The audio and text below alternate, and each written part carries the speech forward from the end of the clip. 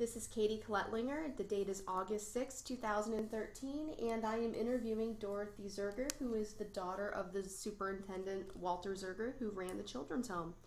Thank you so much for interviewing with us today, Dorothy. We really appreciate it. We're going to go through a couple of general questions, and then we'll go through basically talk about your experiences after that. Dorothy, where were you born and what date were you born? 10/27/28 is my birthday, and I was born in Newark. You were born in Newark? I lived in Newark. Oh. So you lived in Newark your entire life? Yes, except for college. And where did you go to college at? Miami. And when you went to college, what did you get your educational degree in? It was in education. It was in education, and it was later that I got involved in special education.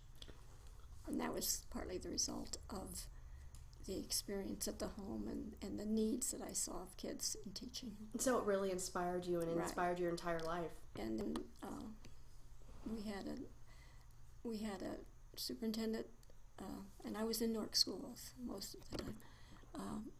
Superintendent that picked up on new things that could be accomplished, and one was in the learning disabilities area and one was in the special education area.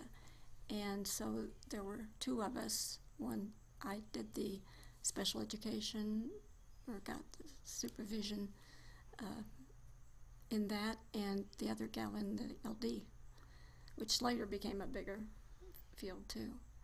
And so I was in the Newark schools throughout that time until I became a supervisor. So you were there for your entire career. Right.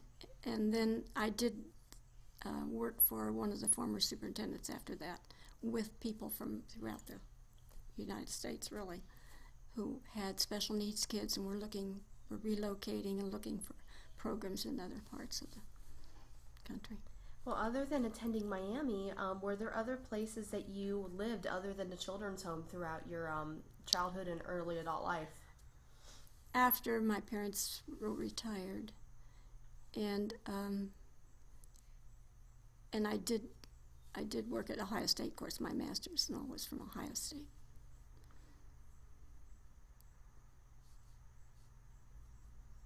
Do you remember life before your parents were hired to be the superintendents of the children's home? What do you remember? Where were you? Well, we lived in Newark, and my father,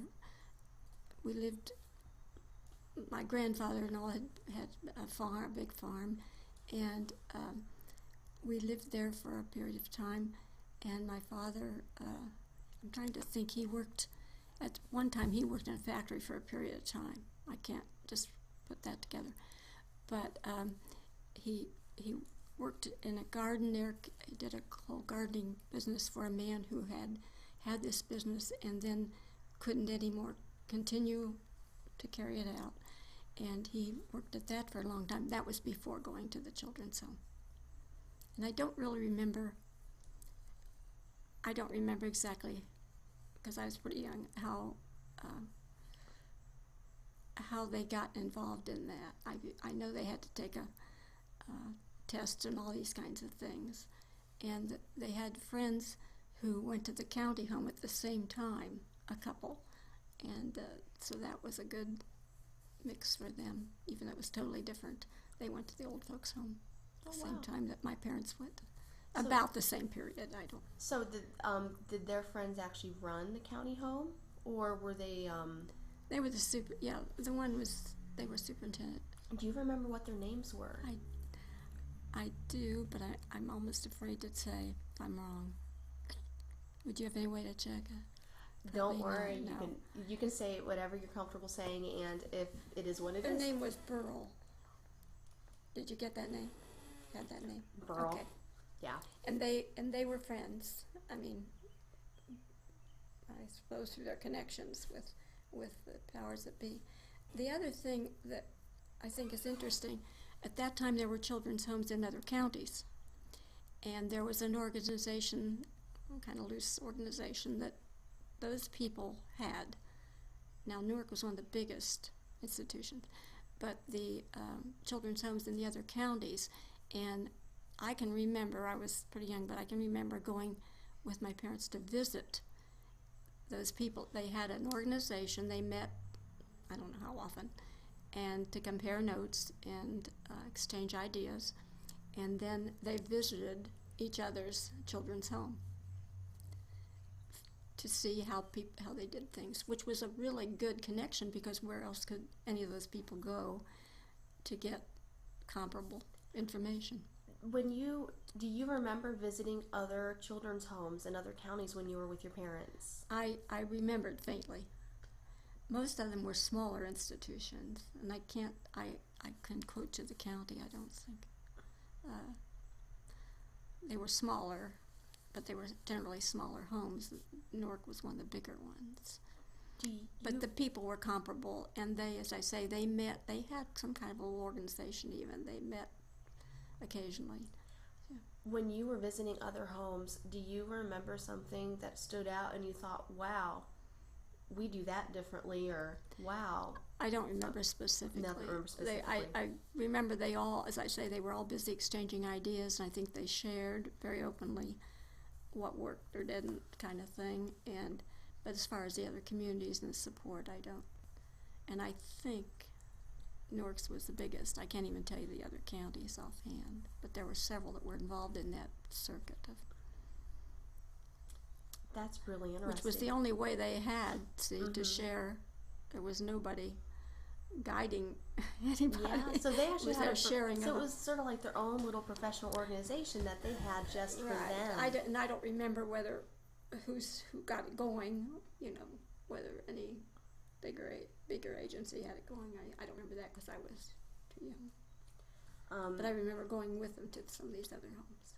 And one thing that we definitely need to ask is basically what your parents' names are, and if you have any brothers or sisters or other close family members when you were younger. No brothers and sisters. It was Mary and Walter. There are pictures in there too. Yeah. Several of them, actually. There was a lot of publicity at that period of time. A lot of publicity because of all those different agencies. And there's a man here who lives at the condos, and you wouldn't remember Butler's ice cream place, but down across from the children's home, down the road just a little ways, was homemade ice cream that everybody in the time went for that ice cream. And one of the men that lives in the condos, he's talked a couple times about it because he worked there when he was younger, and he talked about how the kids come over, and the other thing that we tried to do was let them purchase their ice cream cone, or if they were going, when those opportunities could happen, and since it was just across the street a ways. And he remembers when the kids would come over with their dime or whatever it was to buy an ice cream cone, which was also a good experience, say, for him to. Yeah, so when the children were actually able to go and buy things, was it the money just handed to them just to get the ice cream cone, or did they earn money by doing errands or chores? Well, they didn't actually get paid for chores. Some of them had parents that brought money. Organizations gave money, like for that ice cream. I don't remember. As I say, the community was very involved, and they had once a year they had a big ice cream social in the grounds, which became I'm sure there's probably something in there. It became a community thing. People went to see not the kids necessarily, their friends. It was a big regular get together, and there was a good cook. Mother was a good cook, and there was a good baker there at the home, and they made homemade cakes. Now people donated cakes, and of course they wanted to eat the piece of the homemade ones on the other. But it was a big affair, and people saw that, looked at that. It was an outing that people thought was fun to go to and see all their friends. But you see, how it benefited the children too, because it provided some funding for them, and gave them the exposure. What did the children do during the ice cream socials? when they were there? Well, someone would help with things that were, and they just mixed. Of course, some of their friends were there too because they went to public schools, you see, all the time. And so it's a neighbor's car. So that was another way, though, the community was involved and directly on the grounds with the kids, and seeing what was going on. What else do you remember about the community when they would come and visit children in the home, or organizations would come in? The organizations came frequently, and there's some of those in there. As I say, the one group for several, I think maybe for several years, I don't know how long, and it's listed in there somewhere, took them to Buckeye Lake for an outing. If there was a circus, some other group, men's group, for example, would arrange for them to go and pay for them to go to the circus. A lot of that kind of thing.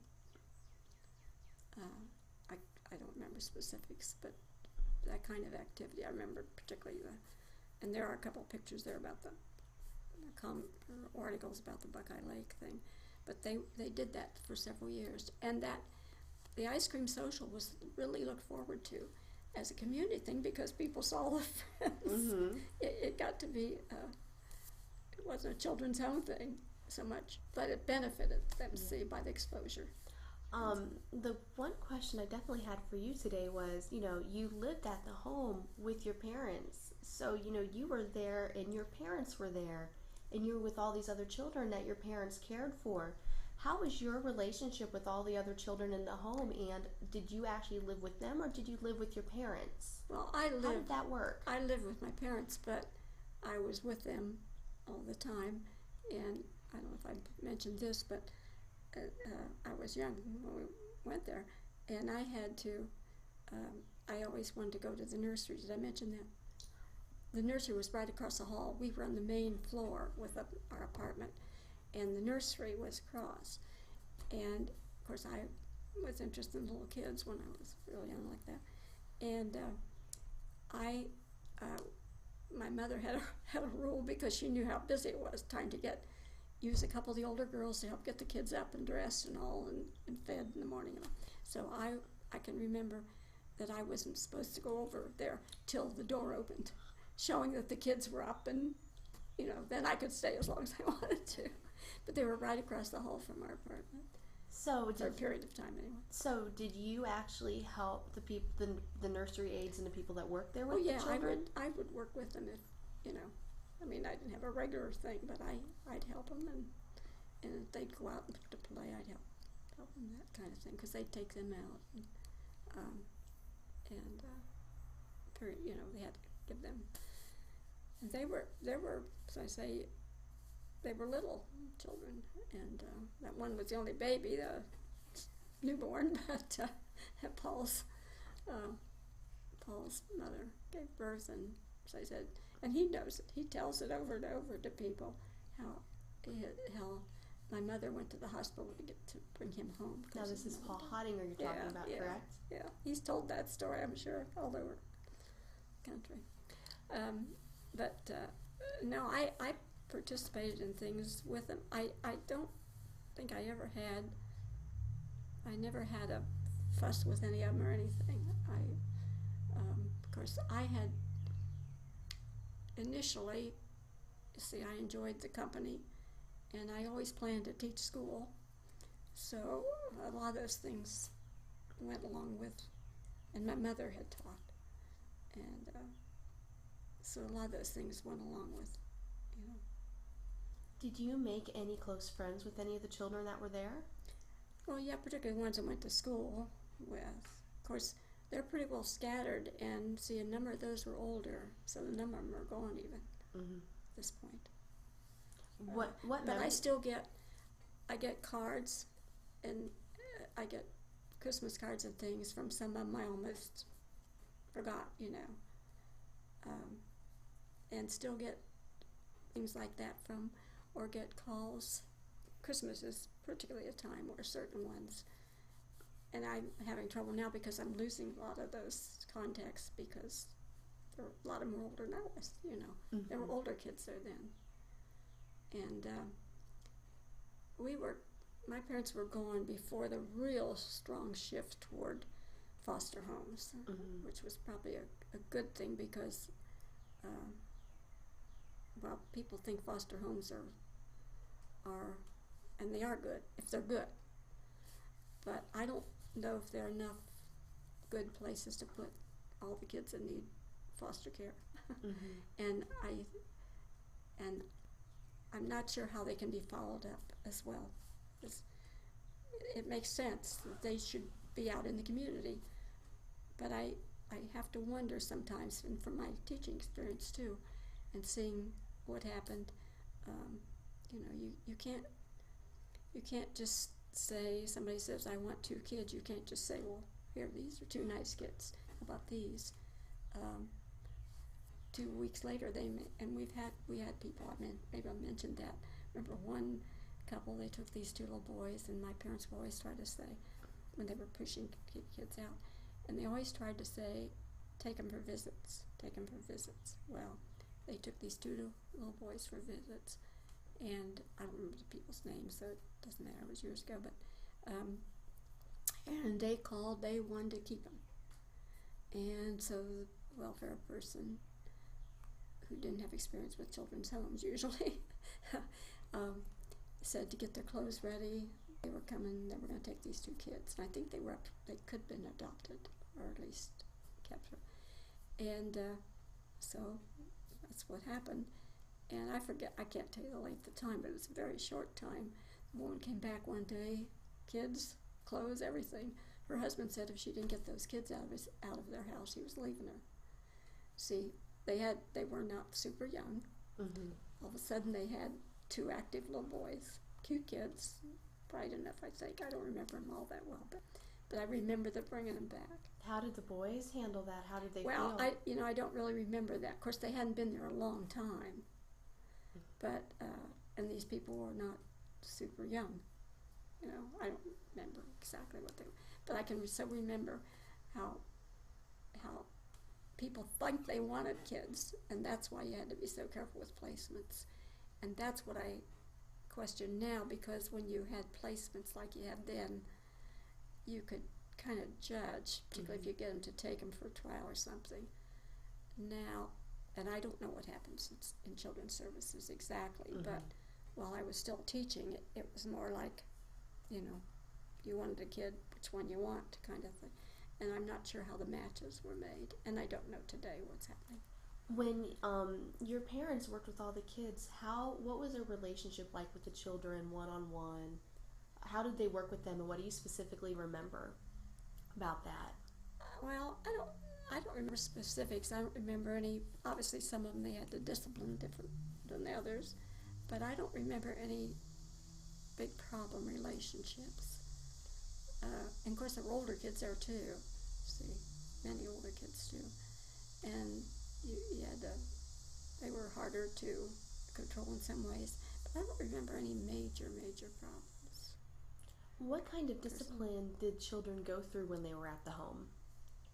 Well, a lot of it, and I don't remember that much. A lot of it, particularly with the younger ones, was sit on the bench. They had the big benches, and if they were horsing around bothering somebody else or something, the matron may say, you sit on the bench for a certain length of time. That's the one I remember most. And obviously the one that one that you could use. And of course it only worked temporarily, but when you got that many kids, it's only going to work temporarily. you had 4, and you had 4 bedrooms. For a kid, for the 2 age groups. I think there's a picture in there, but you had a place for the younger children, 1 bedroom area for the younger children, and you had matrons. I'm foggy on this too, but I think like 1 lived in their apartment or their room, mostly it was a room, was next to, they were scattered among those, so that if somebody got sick in the night, they could go and knock on somebody's door or whatever. And those were people who there were good people. I mean, obviously some of them were more effective with the kids or handled better, but they were, they were there much of the time. I mean, they had days off, of course, and so on, but they were kind of responsible for that one group of kids, for particularly getting them in bed, and they might get up. They'd have to get up with somebody in the night, and sometimes they'd come to get my mother because of illness, and what to do with them and so on. Mm-hmm. But so there were a lot of interruptions in their life too, because they had this room full of kids get ready for bed. You can imagine, in the showers at night, and but there were some good people there, and fortunately, and hard workers. And out of the workers, who do you remember? Who sort of stands out to you? Well, I don't think I want to mention names, because most of them are gone now. I'd really hate to mention names, because there were so many, and some of them had nicknames, and if I had a picture of them, or a list of them, I probably could identify some. But amazing people to work the hours they worked, which was 24 hours. They had days off, and some of them would go away for that day or whatever. But it was their home too for most of them, which is why I think it worked. And the kids could tell you. You talk to Paul, he could tell you. He could tell you who did what. I mean, they remember. See, the kids now that I was closest to are far enough gone that I don't see them that much. Now, I get cards from a lot of them, and a lot of notes, like when my mother passed away, that kind of thing. But because she lived longer than my father because of age. But and I still get Christmas cards and things from a lot of them. A lot of them are gone. I've wondered so many times about some of them, because I'd heard from them regularly, and then I didn't hear. Sometimes I'd hear from one of the others that so-and-so died, or that kind of thing. Because I say they were older than I was. The older ones. You said that your parents started the children's home when you were really young. How old were you when you started living at the children's home? Oh my gosh, I think, I don't know. I'd have to I'd have to look at, excuse me. All right, we are going to pause the interview and come right back. Okay, we're back with Dorothy Zerger talking about the children's home. Dorothy, what do you remember about the living quarters that you were at with your parents? Because it sounds like you had your own apartment. We had an apartment right on the main floor of the building, and we had, I think, just 2 bedrooms, maybe 3. I'm not sure about that. And there was a dumbwaiter that would have sent, and I think previously people had used that to have their meals sent to their area. But there was always so much going on, other than maybe breakfast, having toast or something set up. We ate individually as we had time with the staff, and they had, like, let's say 2 eating sessions, because some of them had to be watching kids at various times. And so we ate a lot with the staff instead of in our private dining room, because sometimes my parents couldn't even both be there at the same time with the action that was going on. What do you remember about your room? Did you have your own bedroom when you lived there? I had my own bedroom. What do you remember about your room and how it looked when you were younger? Oh, I don't remember. It was an ordinary bedroom. I don't remember specific. I couldn't even tell you what color. I probably had blue things, but I can't. My mother liked blue too. So. Did she? But I don't remember exactly. But we had. And I'm trying to think. I think we had the bedrooms, and then I think we had more than one living room, or maybe like a little living room and dining room, and it was on the main floor of the building, so that they were accessible to anything that went on, and got called away lots of times from the meals. Did you ever have children actually come to your room and play in your room, or? Oh yeah, I was with them. I mean, I was kind of like one of them for the most part. I didn't, just like with the nursery and so on. I think, and I don't personally, somebody might remember something. I don't remember ever having a fuss with any of them or argument or anything. I was pretty easy to get along with. And they appreciated the fact that, you know, I did things with them, and I was just like, a lot of the time I was just like, kind of like one of them. When you were in school, did you go to school in the area in high school? And did you go in what elementary school? I went through the Newark schools. And what elementary school did you go to?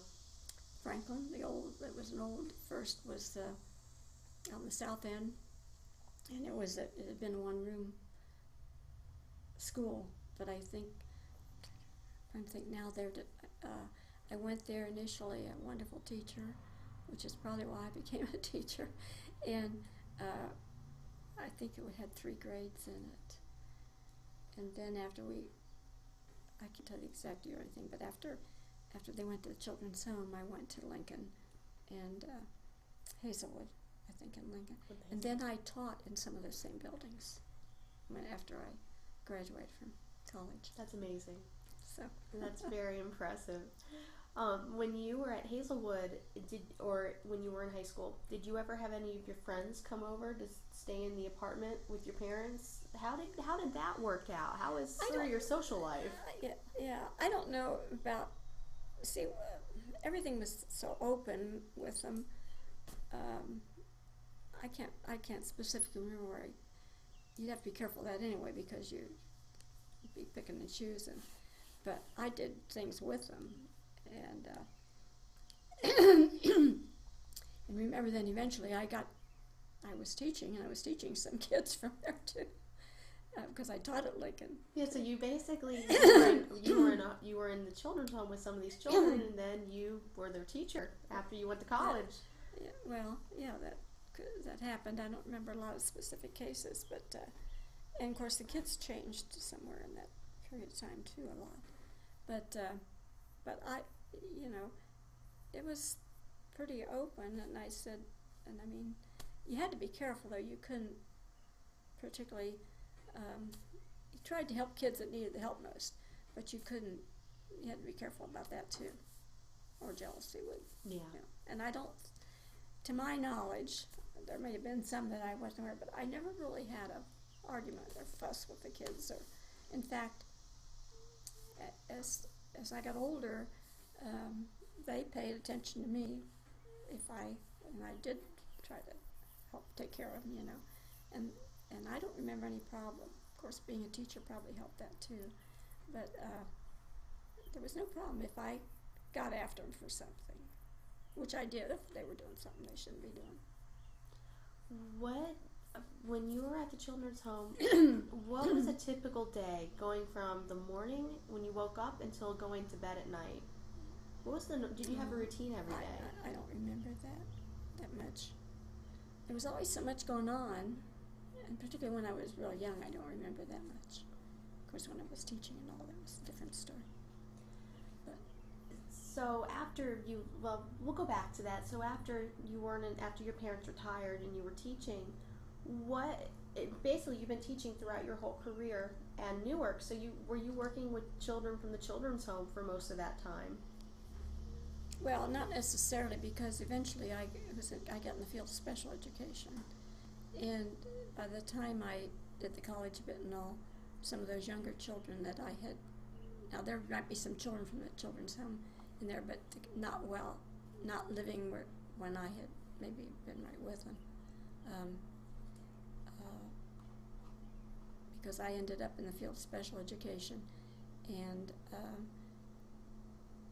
after not too much period of time in that, was a supervisor in that field. In fact, there were two of us. The other gal wasn't from the home, but we were two of the couple. We had an advanced superintendent in New York at the time, and we were a couple of the first two people that, with our master's degrees, got into supervision in the field of special education. One in LD and me in the slow learning, what we call slow learning. It's impressive. Do you remember any interactions with any children that were in the children's home after your parents retired in the school system? Like anyone specifically? Gosh, I don't connect it with school. I don't remember.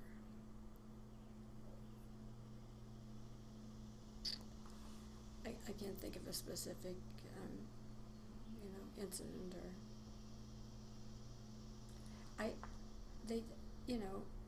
Of course, there wouldn't be a lot of them in any one room where I'd have been or one situation. And that was also probably why, at the time, that the numbers were dropping. Because I remember the time where, as I said, it was almost like, which two kids do you want? If somebody wanted two kids, So it's also when the population was dropping. Now, your parents were actually superintendents in the home for many, many years. And from earlier, you were telling me that you still keep in touch with some of the children. What was the relationship that your parents had with the children that were at the home? What was the relationship after they retired? Well, it was, they got a lot of cards and so on from them. Because some of those, back in those days, they weren't all by any means orphans, but it was a different world, like I said, and wouldn't work today probably. But those people kept in touch, and many of them, as they were older, and still, as I say, I still get some cards occasionally from some of them, and my mother did. Of course, now a lot of them are gone because they were older than I was. A lot of the kids that would have known them.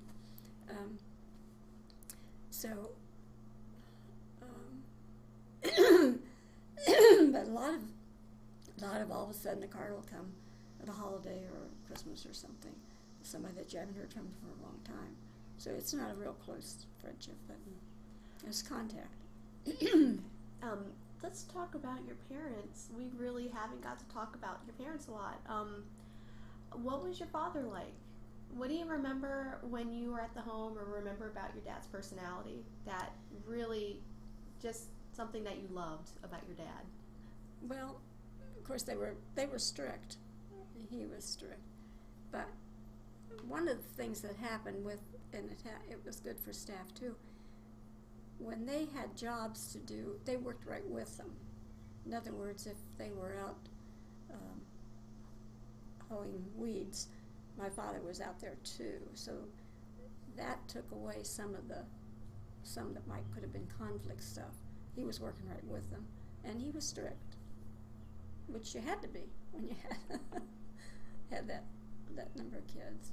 And the same kids would work in the kitchen. My mother would work in the kitchen with the cook. They had a really good baker and so on. And she worked right in there, like with this lawn social. She made cakes and all. Well, the kids, I'm sure there were conflictive relationships, but it was it worked. And I think it was because they were involved in those things. Now, if they had gone off and just supervised something and boss told somebody else to do the work, but they were in there with them so much, and I think that's what kept it stable.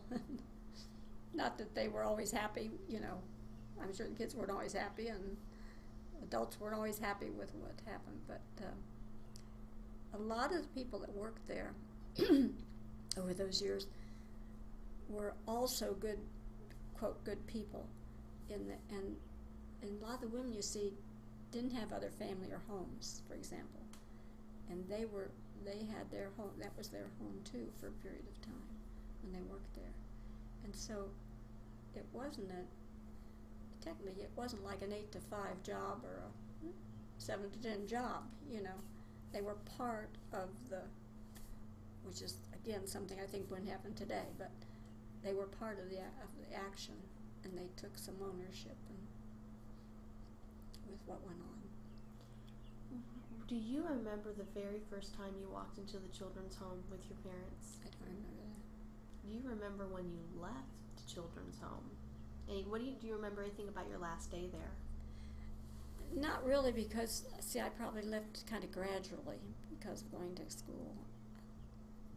So I can't say I do. So your parents actually were still working there when you were in college? Yeah, they would have been, I think. Yeah. So really, it was sort of like a home from home for you. Yeah.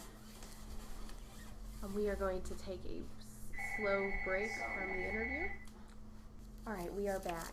Okay. We are going to go through some of the pictures that Dorothy has from when her parents were at the home. I don't have any kind of order.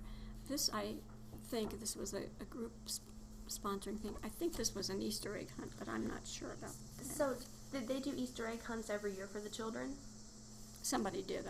If not, they did there at the home. And one of the things that my mother did was I didn't think to put these in any kind of order. They had, that was kind of nice, and that was particularly mentioned somewhere in here. She decorated, my mother baked a lot and decorated cakes and things, and she put their names on their Easter basket, and then they got their own particular Easter basket with various candy and whatever in it. So they had and something they thought special of that just because for them. something in here. Somebody mentioned it or something. I'd forgotten that myself. Did the children ever have personal belongings or things that were just for them, or special, gifts that were for birthdays and things like that celebrated? Oh yeah, I can't think of the group. I think there were maybe some women's group or something who helped provide like a birthday gift. There was something worked out so they got it, on their birthday. But the Easter egg, and it was something in here, I didn't think to mark it or anything. One of them commented on that because she always made sure they had their name, put their name, personalized it, because they didn't have anything personal, in most things, food and all. This one, this is the Easter egg hunt. Something about the Easter egg hunt.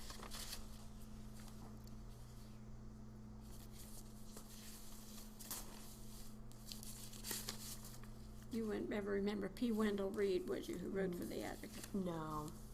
He did a lot of them. This was part of maybe the same Easter egg thing, probably.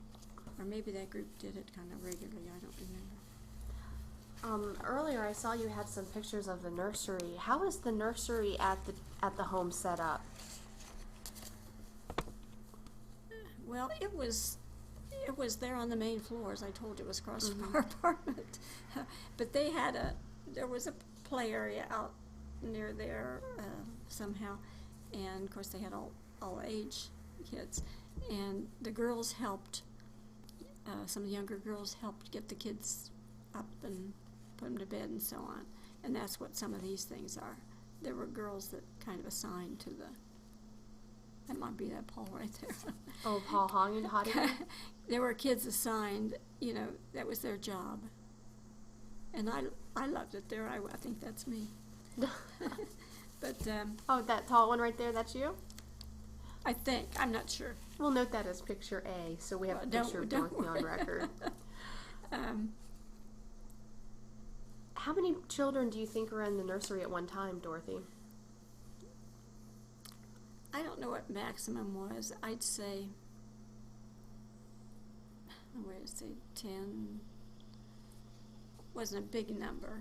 Was it one? Because they were just a younger. Yeah, was it one nurse to 10 children? No, some of the older girls assisted. So you had but I don't more remember than the one. exact number of children. Yeah, it was just like instead of washing dishes, they may, and some of them liked helping there. Would help in the nursery. There's some other. Here's one of the trips, kinds of things. That's must have marked. See, we didn't. And where was this trip to? I'm not sure, but if it was a bus, it was probably like one of the Buckeye Lake trips that one of the groups took them on. How often do you think the children went on trips outside of the home? Well, things like Buckeye Lake once a year. One group always took them. I want to say Ghana's Club, but I shouldn't say the club because I'm not sure. Different clubs did different things, just like the circuses. So I don't know there's a certain number. Did you say the word? Did you say circus? So did they ever go to the circus? Yeah, sometimes there was a circus. If there was a circus in the Newark area, which there used to be, I don't know if you remember. You don't remember any of those. Circuses went around to areas like that, and a group if there was one there, a business group or something would pay their way to that and see if they got there. This one, I'm not sure about that. That may have been the Buckeye Lake, but I can't. It happened different times, but gives you an idea of the number. Here's one, the Ghana's Club. What was that? Outing it. That's one with a lake thing, I think. And here's one. County wards get just enough work and play. Each child at the children's home has some task. 88 find. Of course, there were different numbers every time. Pathetic understanding on part of the staff. But they had assigned jobs. Who works in the kitchen, who washes dishes, that kind of thing. These are reunions, both of staff, I think, and employees. There was a series of those that they did. Is this one do you think is a reunion? Yeah. What year do you think? There's Paul again. Paul when he's older. But I don't have any idea. So they used to have staff reunions of past staff and they would come back. They had some, yeah, in those earlier years. And this was not, looks to me like this was a combination. I'm not sure if those are all. Now these are kids, but I can't remember a couple of those. This may have been mostly residents. See, this could have been one of the matrons or something. I'm not sure. These are kids that were in the home, so. And I see you also have a picture of the 1988 reunion when a lot of the children of the home met from different time eras. What do you remember about this meeting? I don't remember specific about them. It was another reunion. In fact, I didn't even remember having reunions, so I saw the picture. That somebody started that some time ago. This one, I can't explain because of the difference I see in some of the kids in ages. Of course, that one. See, I'm not sure. The reunion, there could have been some other kids that were already there that were at the reunion too in the picture. So I can't, because the age doesn't fit here right to me for one or the other.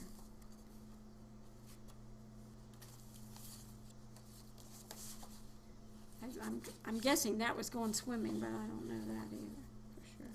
What do you remember? That was a big yard. What do you remember about the outside of the grounds? You were talking about the pool. They had a pool? They had a small pool, more like a wading pool. And I can't remember. I don't think that was there initially, but that was there. But of course, you couldn't turn them loose on that. You had to be careful when they were outside, depending on the age. And now here's a group, but I can't think. Oh, here. This is going to Buckeye Lake. Imagine taking a group like that to Buckeye Lake. Yeah. When they had those large trips where they were, taking out, are the organizations supervising the kids? Was it the staff? Helping. Yeah, they're helping. Yeah, so you always had enough. But you had to have staff. Yeah, you had to have staff with them. Well, I don't know.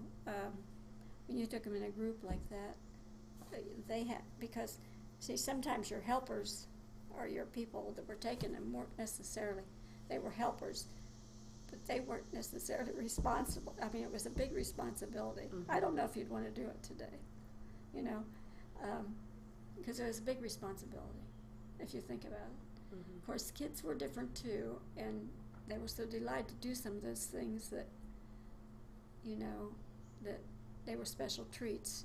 Today's kids might not appreciate it, and I don't know if they react the same.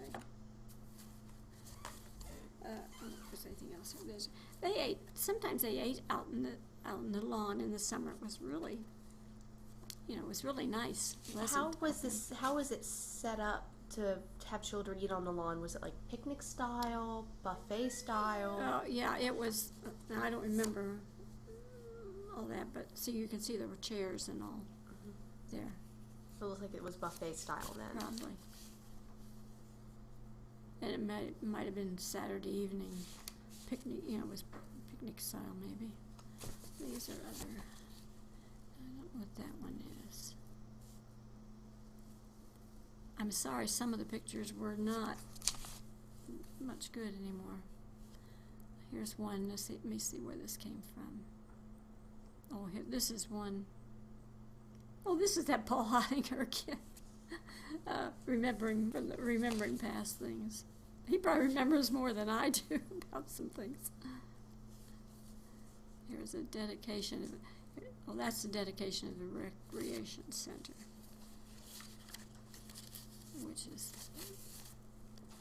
unfortunately, the kids didn't get the benefit of. Yeah, what happened with the Recreation Center? So you said the children never got to really have one. Well, because that center that my father tried to get them to build, they built it right at the same time they were closing the home. I mean, eventually they built this, and that's why it became Zerger Hall, because the kids were, the home was being closed by the time they, after all those years of trying to get something like that. I don't know what. Well, this is a pretty good. If anything, it'd be specifically nice to go through the pictures. And these are actually more children's home reunions.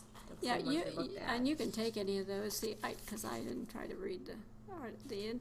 There'd be a lot of little tidbits in those articles this P. Wendell wrote for Newark newspaper all the time. He had it about once a month. He'd have an article, and not always about, of course, about the home. Yeah, and before I conclude, Dorothy, was there anything else that you wanted to talk about regarding the children's home in general? No, just the fact, just the involvement of the community and the helpfulness of the, you know, that to me is the biggest thing. I'm not sure how much we realized at the time, but you can just see. And it affected individual kids because if those people were helping like they were, they were helping kids have other relationships that you can't go out and buy or. And other than your career, because it sounds like being at the children's home really inspired you to be a teacher. How else did it affect you? How did it influence you the rest of your life? I always, I think, planned to be a teacher for some reason. My mother had been, and I loved school, and I loved my first grade teacher, first, second, third grade teacher. I had her for 3 years. So that was kind of a, you know, given. And so I don't know. I mean, this just kind of fit in with it. I don't think it changed that much. Well, probably might have changed me some in the special education field, but I was headed for education all the way, and I don't think you know, it made that much difference. And then, as I say, I got into supervision in it just by virtue. We had a very aggressive superintendent who pushed to get us help to have supervisors work with other kids.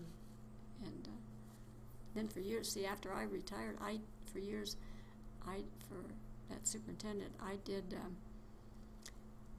I helped people who were relocating from one part of the country to another, or one city to another, or one part of help them, children with special needs, help them look at services in the area where they were trying to move in order to help them decide where to live.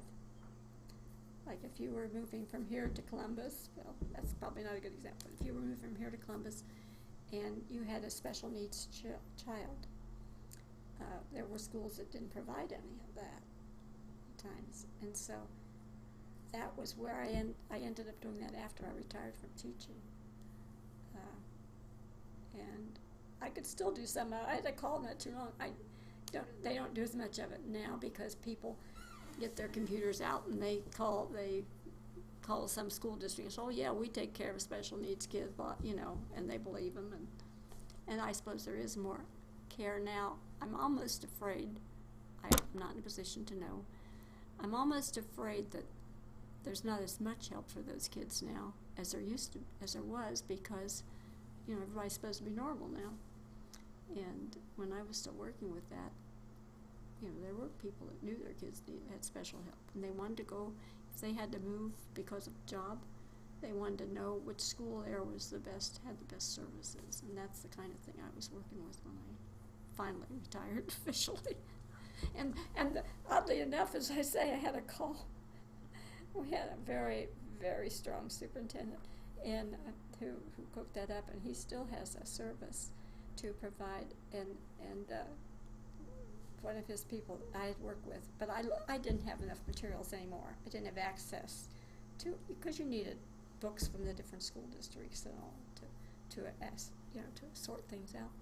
But I had a call not too long ago from the gal that sets up his things, and wanted to know if I would take a case where some people were relocating. And I said, I don't have enough information now. I'm not up on, which parts of the country do this and that and the other thing with special needs kids. So there's still a need for it. Well, Dorothy, I want to say thank you so much for your time today, and thank you for your experiences with your family living at the children's home and you being there, and it was greatly appreciated. It was an interesting experience and a nice experience, and sometimes you don't realize it till after you're away from it. But I enjoyed it. I have to say, I was, I was happy there, working there, and living there and working there both, and it probably did help me get into the field. I planned to be a teacher, but it probably helped me in the field of special education. Great. Thank you so much, Dorothy.